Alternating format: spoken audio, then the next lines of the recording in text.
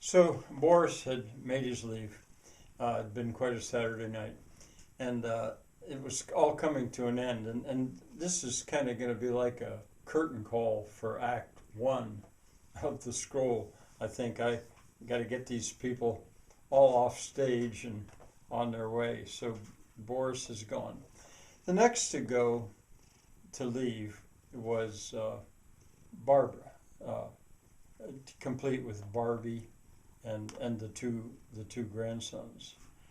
Before she went, though, she said to her grandsons, she gave each one of them a $50 bill and told them out of her purse and told them to go give it to Omar and Indira and tell them thanks. It had been a wonderful evening, and they did. Of course, Omar and Indira didn't like receiving that in a way, but it's not the first time Barbara had done that, and Barbara understood. She had enough money; she could do that, and she understood what they were doing. Uh, so they accepted, and with that, they left. So who left next? Well, uh, uh, probably the next one to go was I don't remember the order exactly. Was Andy Snyder. Now he's the fellow that his principal reason for being there was keeping an eye on Violet, whom he loved in a strange kind of a way. He wanted to make sure she was okay. But I mean that wasn't the only. As it turned out, he'd had a good evening because he explained how he'd figured out the stencil for the scroll, and more important to him, he'd had that conversation about Islandia with Barbara. And Barbara, I should say this too, that before she left, she told the ones that were sitting around her that, at her age, she couldn't be sure that she'd be there next Saturday. And she wanted to make sure she said about Islandia that book should have been illustrated, and it still should be. And with AI, she'd seen what that could do. With AI and the right artist,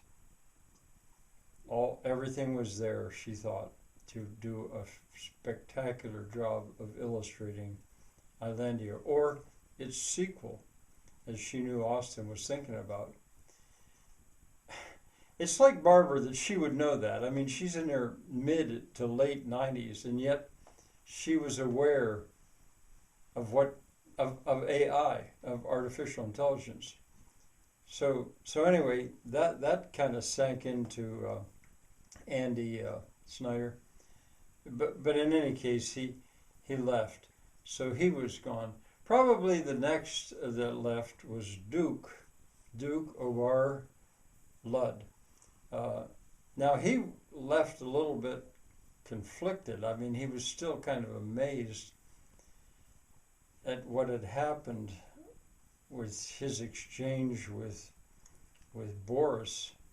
The thing about him is he just didn't want to, and Boris, the change that had occurred in him, he didn't want to hear anything about, oh, this was Deus ex machina or something like that they call it, God out of a machine, or heavily divine intervention. He didn't want to hear any of that kind of bullshit.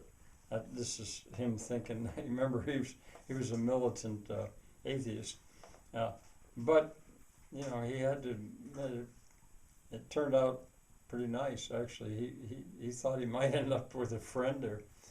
So going out a little bit puzzled, Duke headed on his way. He'd be back Monday because he was working steadily on the moot point. So he was gone. I suppose that Gladys and Austen, they left. Gladys is a schoolmarm. Uh, they left and they walked home. They hadn't counted on that rain, but the rain had stopped, and they'd be wet before they'd get to Gladys's place, but their clothes would.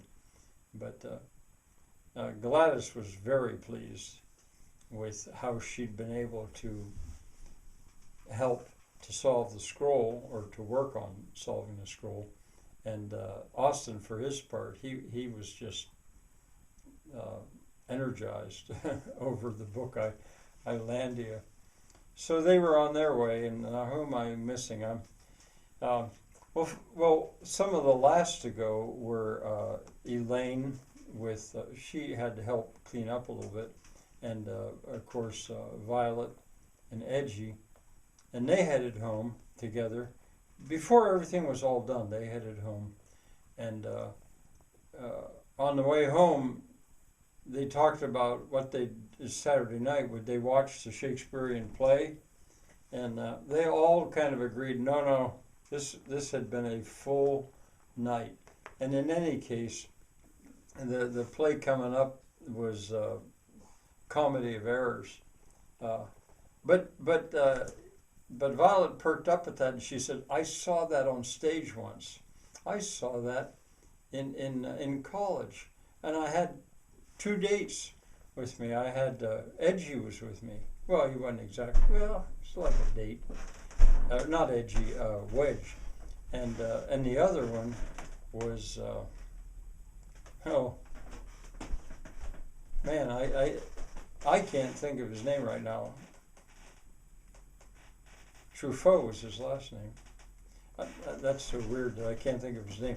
But certainly Elaine knew his name. And he'd gone to, not Elaine, all these names, Violet. He'd gone to Dartmouth, and Wedge had gone to Harvard. And here she was at a junior college with a Harvard guy and a Dartmouth guy. And her